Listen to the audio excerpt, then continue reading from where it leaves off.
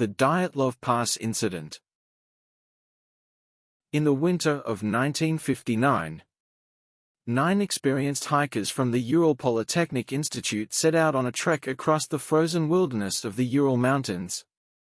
They were young, strong, and well-prepared, led by Igor Dyatlov, a respected and capable leader. The group carried skis, tents, food supplies, and journals, documenting their progress as they moved deeper into the snow-covered peaks.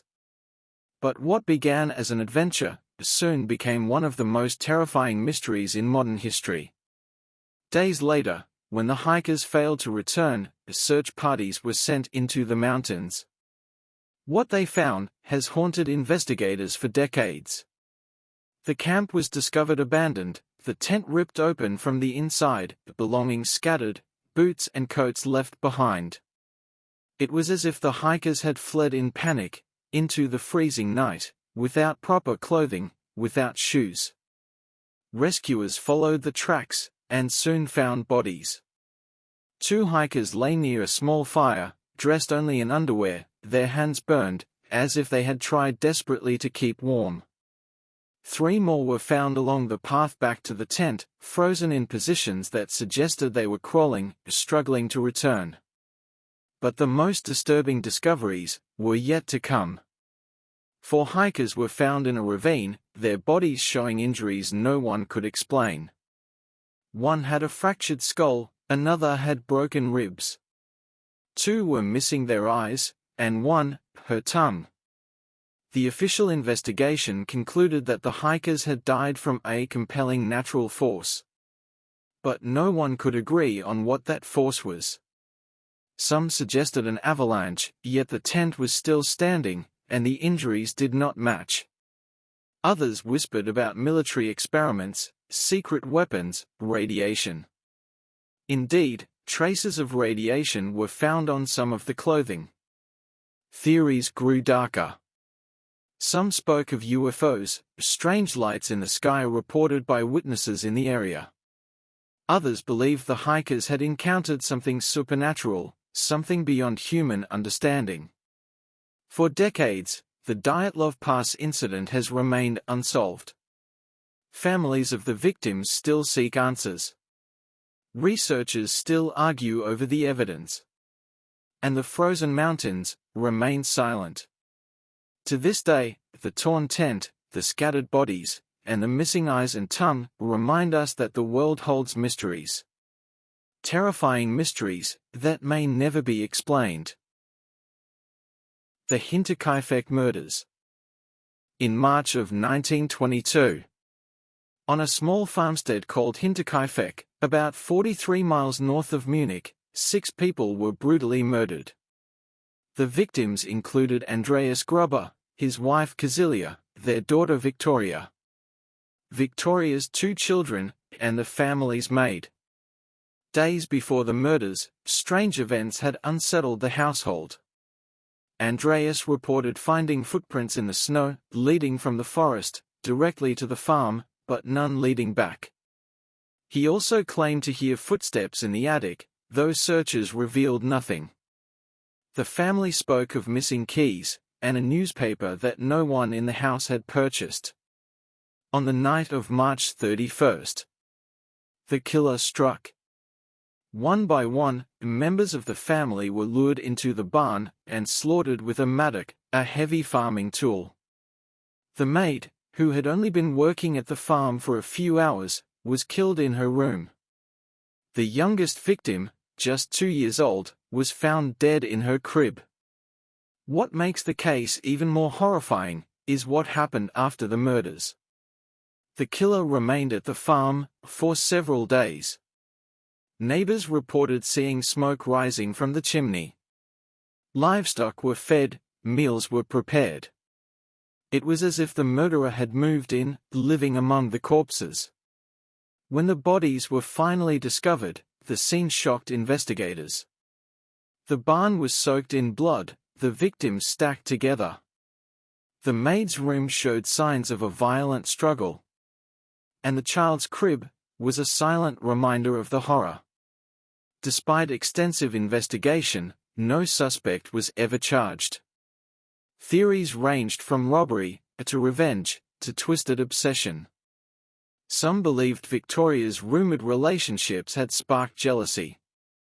Others suspected wandering vagrants, or even soldiers returning from war. But the most chilling detail is that the killer seemed to know the farm well. They moved through the house with confidence. They cared for the animals. They stayed, as if the farm belonged to them. Over a century later, the Hinterkaifeck murders remain unsolved. The farmhouse was eventually demolished. But the mystery lingers. 6 lives ended in silence. And somewhere in the shadows of history, a murderer walked away, never caught, never named. The footprints in the snow, the attic noises, the missing keys. All point to a presence that haunted the family before the killings. And perhaps, still haunts the memory of Hinterkaifeck today. The Villisca Axe Murders. On the morning of June 10, 1912, the quiet town of Villisca, Iowa, awoke to a nightmare. In a small white house on East 2nd Street, 8 people had been brutally murdered. Josiah Moore, his wife Sarah, their 4 children, and 2 young friends who had stayed the night. The evening before, the family had attended a church service. They returned home late, tucked the children into bed, and settled in for the night. But sometime after midnight, an intruder entered the house, carrying an axe. The killer struck first at Josiah, delivering blows so violent that his face was unrecognizable. Sarah was next, then the children, one by one. The 2 visiting girls, Lena and Ina Stillinger, were murdered in the guest room. The youngest victims were only 5 years old. When neighbors noticed the house was strangely quiet the next morning, they entered, and discovered the horror.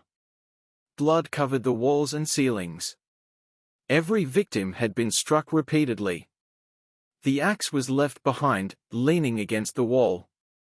Investigators were baffled. There were signs the killer had lingered. Food was left uneaten on the table. A bowl of water, filled with blood, suggested the murderer had washed up before leaving. Windows were covered with cloths, mirrors draped, as if the killer could not bear to see their own reflection. Suspects emerged quickly. A traveling preacher named Reverend George Kelly was accused. He had attended the same church service as the family, and left town the morning after the murders. He confessed, then recanted. Eventually, he was acquitted. Others suspected a rival businessman, or a wandering killer who struck in multiple towns. But no one was ever convicted. The case remains unsolved, more than a century later. The Villisca house still stands. Visitors claim to hear footsteps, whispers, doors opening and closing. Some say the spirits of the Moore family remain, trapped in the place where their lives ended. Others believe the house carries the imprint of violence, a darkness that never left. To this day, the Villisca Axe murders remain one of America's most chilling mysteries. 8 lives taken, a town forever scarred. And a killer, who walked away into the night, never identified, never punished.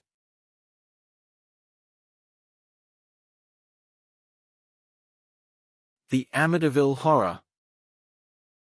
On the night of November 13, 1974, the quiet town of Amityville, New York, was shattered by a massacre.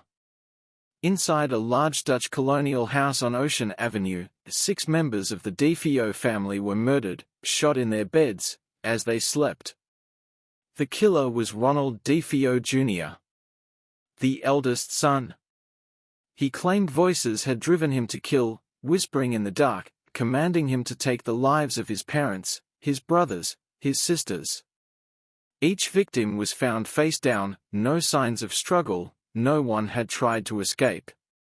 The silence of the crime was as chilling as the act itself. DeFeo was arrested, convicted, and sentenced to life in prison. But the story of the house was far from over. 1 year later, George and Kathy Lutz purchased the property, moving in with their 3 children. They knew of the murders, but believed they could start fresh. Within days, strange events began to unfold. Doors slammed on their own. Windows opened and closed. Cold spots appeared in rooms, even when the heat was on. A foul stench drifted through the halls, without explanation. George grew restless, waking at 3:15 a.m. every night, the exact time the murders had occurred. He claimed to hear footsteps, voices, whispers. Kathy reported vivid nightmares of the murders. The children spoke of a red-eyed pig, named Jody, that appeared outside their windows, staring, watching.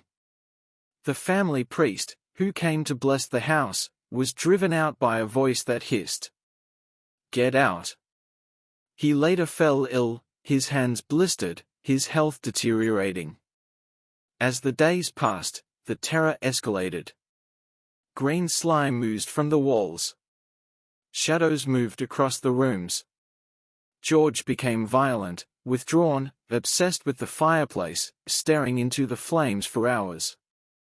After just 28 days, the Lutz family fled, leaving behind their belongings, never to return. They claimed the house was haunted, cursed by the murders, and by something darker. Skeptics argued the story was exaggerated, a hoax. But others believed the Lutz family's account, pointing to the history of violence, the strange phenomena, and the fear etched into their voices. The Amityville house still stands today. Its windows, once resembling eyes, have been altered. But the legend remains. Books, films, documentaries, all retell the story. A tale of murder, haunting, and terror. Whether the house was truly haunted, or whether the fear was born from memory and imagination, one fact cannot be denied. 6 lives were taken there, in silence, in horror. And the echoes of that night continue to haunt Amityville forever. The Enfield Poltergeist. In 1977, in the quiet suburb of Enfield, North London, a family reported strange disturbances in their council house. Peggy Hudson, a single mother of 4, claimed the furniture moved on its own, knocking sounds echoed through the walls, and the children were terrified. At first, neighbors dismissed the claims. But soon, the activity escalated. Drawers slid open, chairs toppled, toys flew across the room. The children screamed, as voices whispered in the dark. Most of the activity centered around 11-year-old Janet. She was often thrown from her bed, dragged across the floor. Witnesses reported seeing her levitate, rising into the air, before crashing down. Her voice changed, deep, guttural, speaking words she did not know. Investigators were called in, including members of the Society for Psychical Research. They documented dozens of incidents.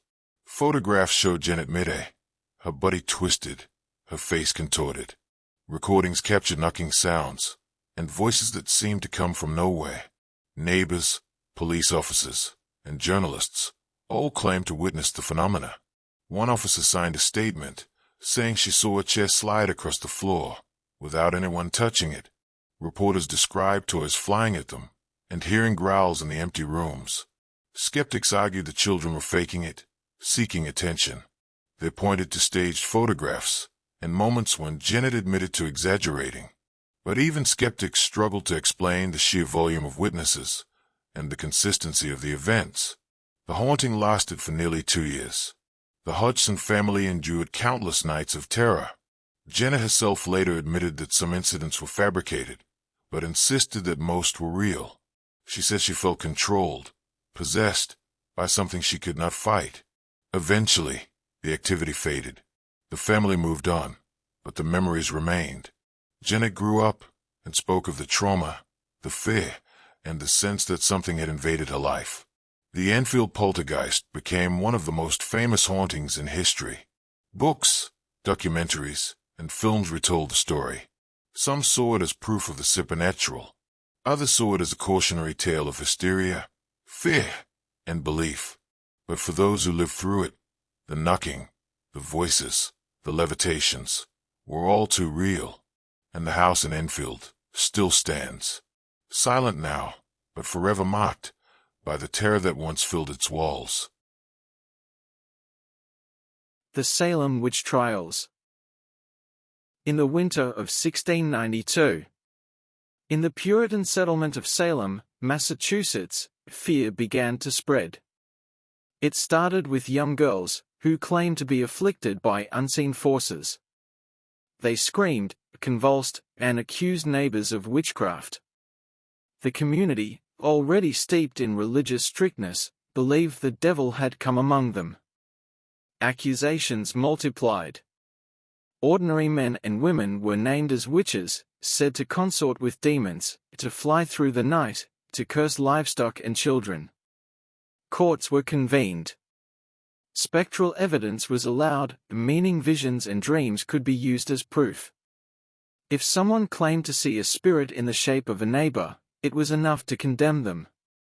One by one, townspeople were arrested. They were chained, interrogated, pressured to confess.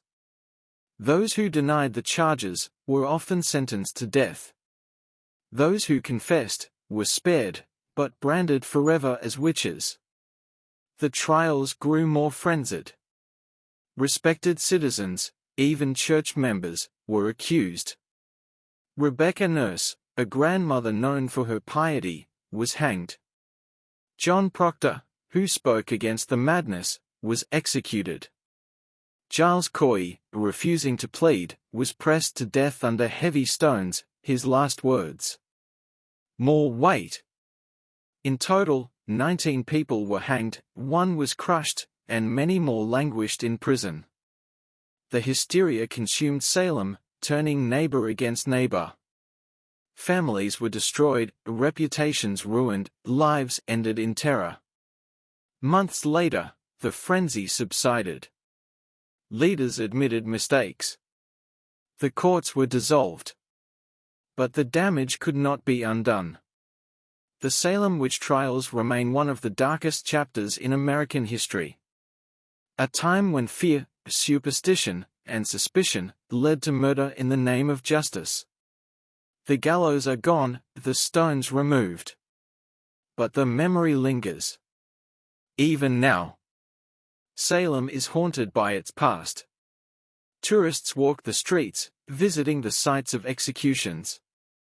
Historians study the records, searching for answers. And the names of the accused echo through time. The Salem witch trials remind us that fear can be more deadly than any curse.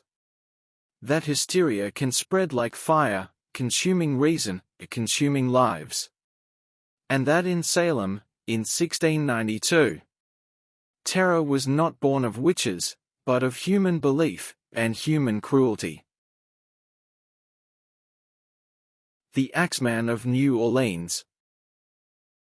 Between 1918 and 1919, the city of New Orleans lived in fear. A mysterious killer, known only as the Axeman, stalked the streets at night. He broke into homes, attacking families as they slept, leaving behind blood, terror, and unanswered questions. The first victims were struck in May of 1918. Joseph and Catherine Maggio were found in their home, their throats slit, their skulls crushed with an axe. The weapon had been left behind, as if the killer wanted it discovered. Over the following months, more families were attacked. Italian grocers seemed to be frequent targets. Doors were smashed open, beds soaked in blood. Some victims survived, but could offer little description, only shadows, and the sound of footsteps fading into the night. The city was gripped by panic. Newspapers printed warnings, advising families to keep their doors locked. Rumors spread that the killer was a demon, a phantom, something not of this world. Then, in March of 1919, The Axeman sent a letter to the press. He claimed to be a spirit, a creature from hell. He wrote that he would spare anyone who played jazz music loudly in their homes. That night, the city erupted in sound. Every household filled the air with jazz, hoping to ward off the killer. No murders occurred, but the fear only deepened. The attacks continued. More families were struck, more lives lost. But the killer was never caught, never identified. He vanished as suddenly as he appeared, leaving behind only his legend. To this day, the identity of the Axeman remains unknown. Some believe he was a maniac, others believe he was tied to organized crime. But many still whisper of the letter, and the night the city played jazz to save itself. The Axeman of New Orleans reminds us that terror can take many forms. Sometimes it is flesh and blood. Sometimes it is fear itself. And sometimes, it is a shadow that slips through the night, never seen, never caught. But always remembered, in the silence of a city that once trembled, under the swing of an axe.